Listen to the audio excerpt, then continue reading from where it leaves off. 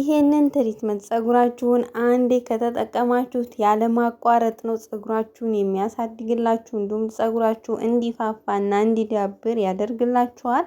ፀጉራችሁ በተለይ ደግሞ ለሚበጣጠስባችሁ እንዲሁም ደግሞ ፀጉራችሁ የሚነቃቀል ከሆነ ለፀጉር ብዛት የምትፈልጉ ከሆነ እንዲሁም ፀጉራችሁ አንጸባራቂና በጣም የሚያምር ወዛማ ፀጉር እንዲኖራችሁ ከፈለጋችሁ ይሄንን ትሪትመንት በቤታችሁ አዘጋጅታችሁ በቀላል ከኬሚካል ነፃ በቤታችሁ አዘጋጅታችሁ መጠቀም ትችላላችሁ። ሙሉ አሰራሩን አሳያችኋለሁ። እስከ ቪዲዮ ፍጻሜ ድረስ አብራችሁን ቆዩ። ሰላም ሰላም፣ ውድና የተከበራችሁ ውድ የቻናል ቤተሰቦች እንዴት ናችሁ? ደህና ናችሁ ወይ? እኔ ጋር እግዚአብሔር ይመስገን ሁሉም ሰላም ነው። እንዴት ናችሁልኝ እናንተ? ዛሬም እንደተለመደው እንግዲህ በአዲስ ቪዲዮ መጥቻለሁ። በጣም ምርጥና ለፀጉሬ እንቁላልና ሙዝ በጣም ከተቀባሁ በጣም ቆይቻለሁ። ሙዙንም አንዳንዴ ብቻውን እንቁላል ሳልጨምር ለብቻ ነበር የምጠቀመው። እንደዚህ እንቁላልና ሙዝ አድርጌ መጠቀም አቁም ያለው ምክንያቱም አብሽ፣ ሩዝ፣ ባሚ የተለያዩ ትሪትመንቶችን ስለምሰራ ለዛሬ ይዤላችሁ የመጣሁት የእንቁላልና የሙዝ ትሪትመንት ነው ማለት ነው። ምርጥ የሆነ የፀጉር ምግብ ነው። እንቁላሉም ቢሆን ፀጉራችሁን ለማብዛትና በፍጥነት ለማሳደግ እንዲሁም ደግሞ ሙዙም ራሱ እንደዛው ማለት ነው። በጣም ብዙ ጥቅም ነው ያለው። ሙዙንም እንቁላሉንም ባንዴ ማግኘት ትችላላችሁ ማለት ነው። የኔ ፀጉር ብዛት ስላለው 2 ሙዝና 2 እንቁላል ተጠቅም ያለው። ሙዙም በጣም ብስል ያለ ነው። እዚህ ጋር ደግሞ የሰሊጥ ቅባት አለኝ ወይም ደግሞ የሰምሰም ኦይል ማለት ነው። በጣም በጣም በጣም አሪፍ ነው። እሱ ራሱ ፀጉራችሁን እንዴት እንደሚያለሰልሰው እንዴት እንደሚያፍታታላችሁ ልነግራችሁ አልችልም ማለት ነው። የሰምሰም ኦይሉን ብቻውንም ከሌሎች ቅባቶች ጋር መቀላቅላችሁ መጠቀም ትችላላችሁ። ፀጉራችሁ ንጹህ ከሆነ በኋላ ልትታጠቡም ስትሉ በዚህ መልኩ መጠቀም ትችላላችሁ ማለት ነው። እዚህ ጋር ደግሞ ባልማ እቃው ያለኝ ከዚህ በፊት የሞሪንጋና እንዲሁም ደግሞ የአቮካዶ ፍሬ ኦይል ነበረ። የሰምሰም ኦይሉን እንግዲህ 2 ማንኪያ ተጠቅም ያለው ፀጉሬ ደረቅ ስላለብኝ በደንብ አርጎ ራስ ብሎ እንትን እንዲል ክሬም ነክ ቀጠን ያለ ወፍራም ሳይሆን ቀጠን ያለ ክሬም እንዲሆንልኝ ስለፈለኩኝ የአቮካዶውን ፍሬና እንዲሁም ደግሞ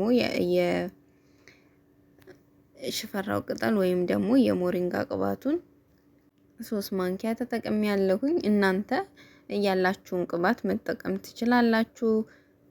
ኮኮናትም የወይራ ዘይትም ያላችሁን ቅባት እንግዲህ በሚስማማችሁ በዚህ መልኩ አርጋችሁ እንግዲህ በደንብ አርጋችሁ እንዲቀላቀልላችሁ ትፈጩታላችሁ ማለት ነው። ብዙ ጊዜ በጣም ፀጉሬ ይነቃቀልብኛል፣ ይረግፍብኛል ለምትሉ ቤተሰቦቼ ማለት ነው ይሄ በቋሚ አድርጋችሁ ቢያንስ አንድ ትሪትመንት ስትጀምሩ አንዴ ብቻ ተጠቅማችሁ በአንዴ ለውጡን ማየት አትችሉም። ቋሚ ለ3 ወር በየሳምንቱ በምትታጠቡ ሰዓት ልክ እንደዚህ አድርጋችሁ ትሪትመንት ሰርታችሁ ፀጉራችሁን አለስለሳችሁ የምትታጠቡ ከሆነ የሚሰባበርባችሁ የፀጉር ድርቀታችሁ፣ የፀጉር መሰባበር፣ መያያዝ፣ መነቃቀል በጣም ነው የሚቀንስላችሁ። እንደዚህ ትሪትመንት ከመጠቀማችሁ በፊት ደግሞ ውስጣዊ ጤንነታችሁን ጠብቁ። በይበልጥ ጭንቀት፣ በጣም ጭንቀት የምታበዙ ከሆነ የእንቅልፍ ማጣት ካለ፣ እንቅልፍ በደንብ የማተኙ ከሆነ፣ ጭንቀት የሚበዛ ከሆነ እንዲሁም ደግሞ ውሃ ራሱ በአግባቡ የማጠጡ ከሆነ እንዲሁም ደግሞ ምግብን በሰዓት የማትበሉ ከሆነ ይሄ ራሱ የፀጉር መነቃቀል፣ ፀጉር ደግሞ አንዴ ከስር ከተነቀለ ምንም አድርጎ መመለስ አይችልም። እንደዚህ ደግሞ ትሪትመንት አድርጋችሁ ፀጉራችሁን መመለስ ትችላላችሁ። እንቁላሉም ቢሆን አዳዲስ ፀጉር እንዲወጣላችሁ፣ ሙዙም ቢሆን አዳዲስ እንዲወጣላችሁ፣ ውጫዊውን ደግሞ በዚህ መልኩ እንዳይደርቅና እንዳይሰባበር መንከባከብ ትችላላችሁ። ውስጣዊ ጤንነታችሁን ደግሞ ራሳችሁ በተለያዩ ፍራፍሬዎች በመብላት እንዲሁም ደግሞ አሳ ብዙ ጊዜ ፀጉራችን ብቻ ሲነቃቀል ስለምናይ ነው እንጂ ብዙ ምግብ ካለመብላት በጭንቀት ውሃ ባለመጠጣት ብዙ በሽታዎች ይመጣሉና እነዚህን ውሃም ምግብን በሰዓት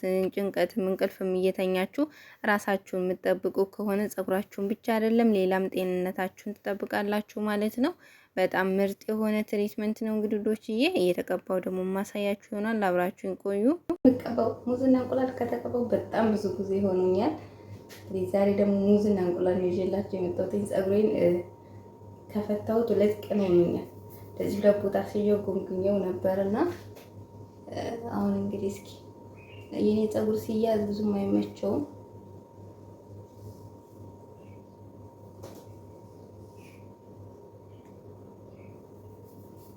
ውስጡ ድርቅ ብሏል ማለት ነው፣ ግን ተበጥሯል። ውስጡ ምንም ነገር እንትን የለውም፣ ግን ደርቋል። እንትን ውበት ራሱ የለውም። ሲሰራ ነው እንጂ ፀጉር የሚያምረው የሚያዝ ከሆነ ብዙም አያምርም። እና እንግዲህ አሁን የሰራሁለትን ምግብ በደንብ አድርጌ ከስር እስከ ጫፍ ድረስ ቀብቼ ይሄ ሙዝና እንቁላሉ ፀጉራችሁ እንዲበዛ እንዲያምርና እንዳይነቃቀል ያደርግላችኋል። በጣም አሪፍ ነው። እንግዲህ ያው የተከፈለ ስለሆነ ምንም መክፈል አይጠበቅብኝም። የተከፈለው መልሼ አስይዝና የሰራሁትን ትሪትመንት ያዘጋጀሁትን ቀባለሁ ማለት ነው። ውስጡ ድርቅ ብሏል እንጂ አልተያያዘም። ግን ውስጡ ምንም ቅባት ነክ ነገር የለውም። እንዳልኳችሁ ታስያዝኩት 3 ቀን ሆኖታል። ዋው ደስ እንደሚል ቅባቱ ደግሞ የሞሪንጋ እንዲሁም ደግሞ የቴምር ፍሬ ቅባት ስላለው ይሄ ደግሞ ከሙዙ ጋር ዋው ደስ እንደሚል ሙዝና እንቁላል ስለሆነ ትንሽ ቀጠን ይላል።